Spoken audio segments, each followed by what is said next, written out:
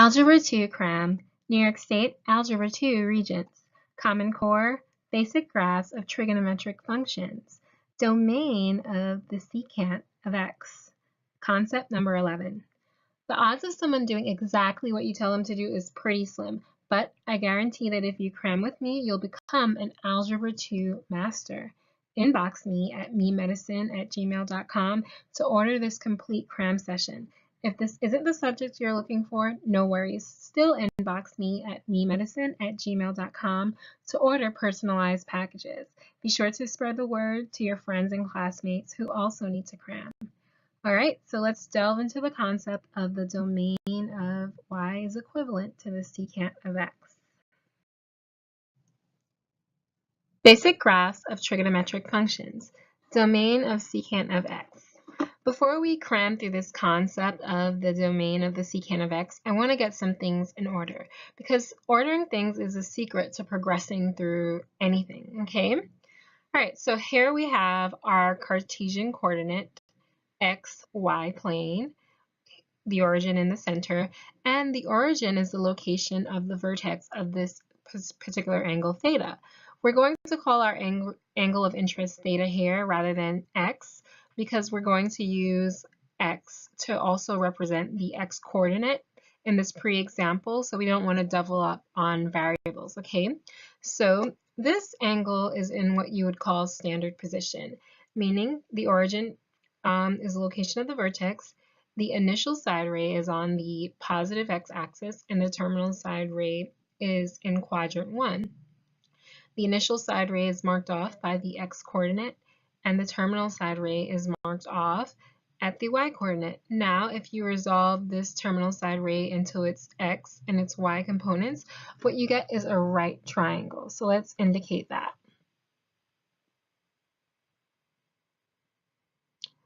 Alrighty then, okay. So this acute angle, it's acute again, well not again, because it's bound between the quadrantal angles 0 degrees and 90 degrees, okay? So this acute angle in standard position is what's called a reference angle because of all the previous factors that I just mentioned. Again, the vertex at 0, the origin, initial side ray on the positive x-axis, and terminal side ray in quadrant 1.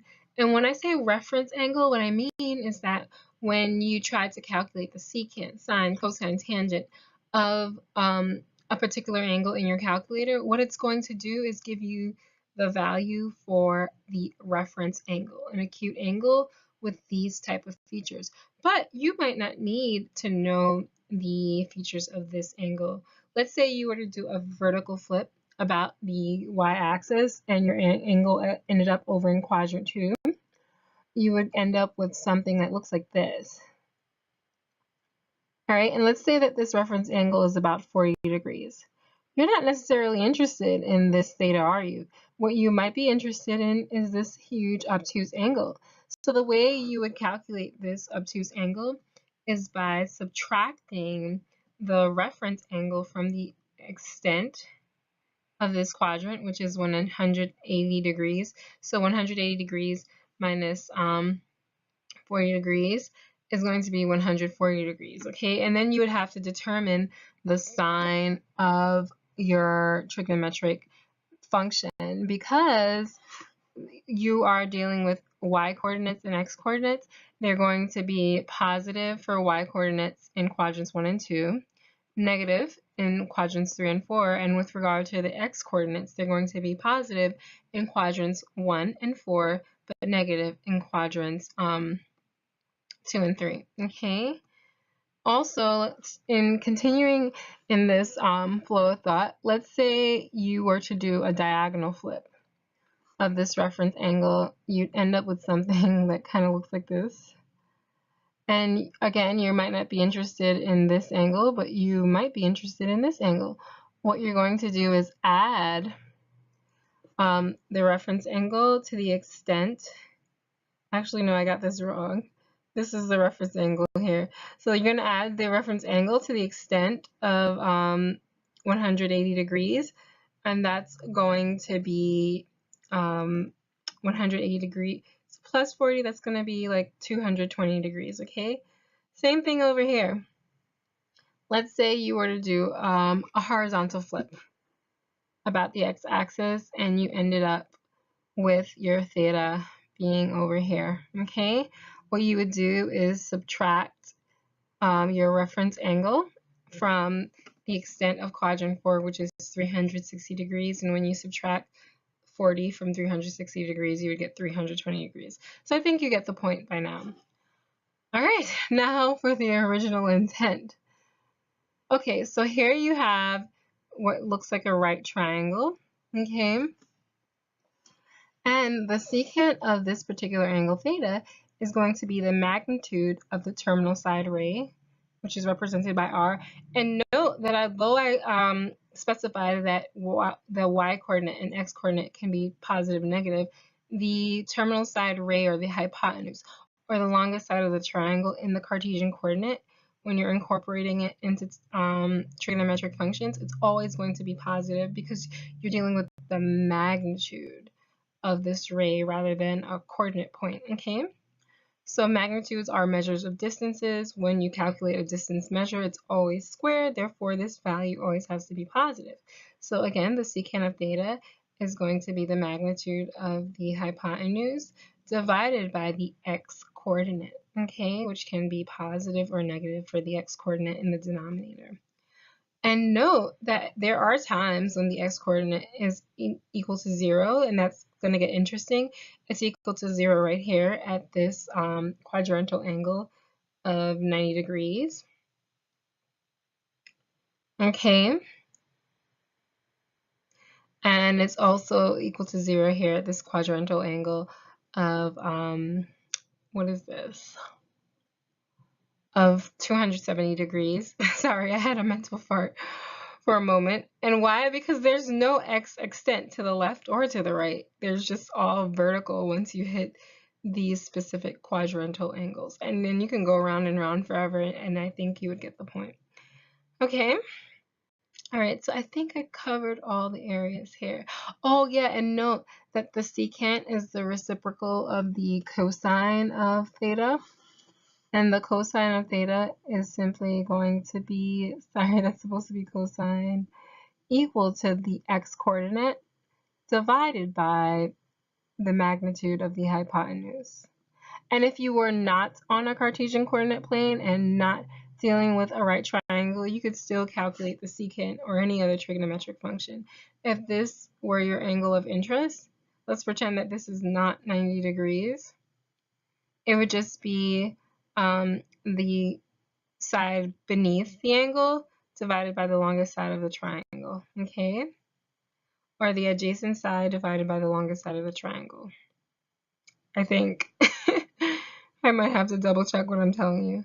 But yeah, you can calculate a trigonometric value for any angle. It doesn't have to be an angle from a right triangle. Okay. All right. Let's get on with this concept. What is the domain of the function y is equivalent to the secant of x? Okay, so now would be a good time to press pause and formulate your answer. I want you to demonstrate your reasoning through a graph. For some of you who haven't memorized the visual picture of the secant of x in your mind, this may take a while. If you don't know how to draw the graph of y is equal to the secant of x and demonstrate its domain, that's completely fine. That's why you're here. So just take a brief moment, have a breather, either contemplate the answer or draw it out.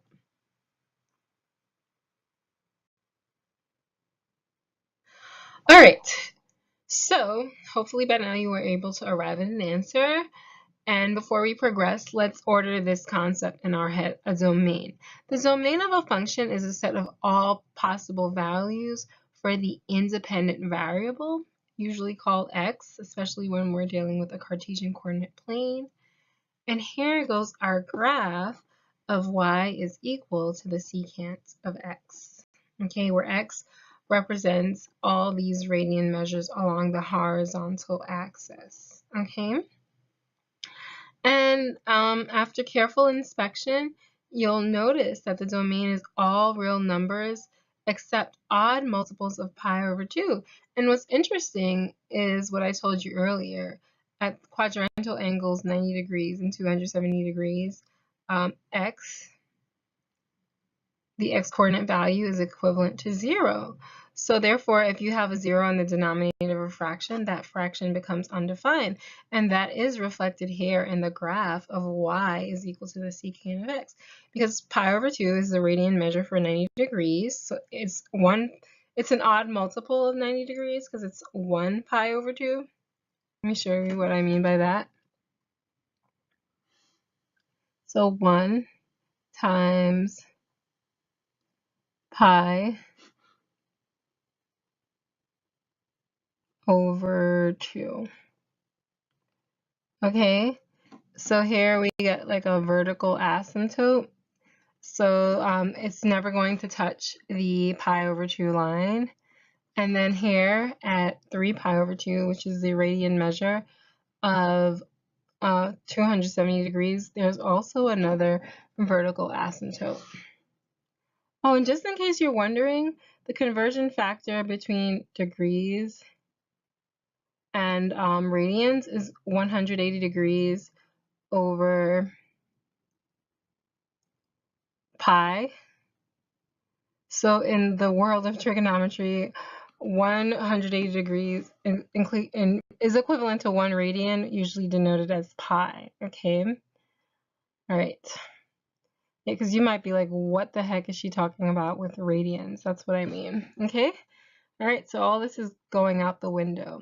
And also, when I say real numbers, what I want you to understand is what I'm talking about, because some people can't get this straight. They get confused between real numbers, imaginary numbers, and all the different classifications of numbers.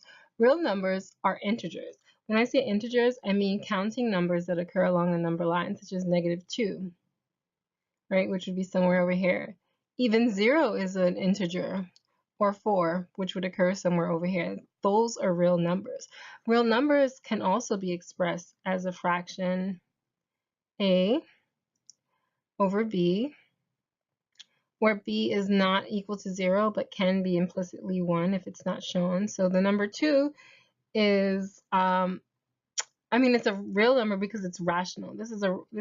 I'm now defining rational numbers, which is a subset of real numbers, okay? So 2 can also be written as 2 over 1. It's just that most of the time you never see it written like this. Or you can have 2/3. Okay, these are all rational numbers. And the cool thing about rational numbers is that when you convert the fractions to decimals, the decimal either terminates or repeats. So 2 would become 2.0.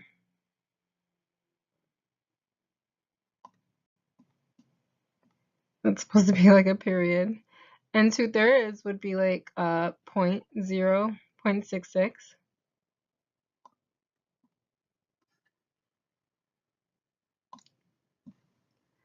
I have fat fingers and I can't like swirl this. And then the 6 just goes on for like forever and ever, okay?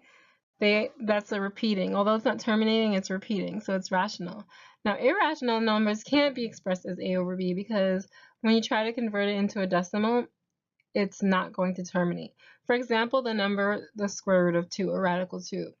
Implicitly, it's also can be expressed as this, but this you'll never really see because it's nonsensical in the world of mathematics, meaning that when you try to first evaluate the numerator, the square root of 2, you get a never-ending decimal. It's going to be 1 point, I think it's 41, 42, 1, 3, 5, 6, I believe. And it goes on and on forever. If you want to double check, just go to your graphing calculator or whatever calculator you're using. So yeah, this is an irrational number. So again, real numbers include integers, which are the counting numbers on the number line, rational numbers, and as well as irrational numbers, okay? All right, I think we should stop there. It's getting lengthy. Thanks for tuning in.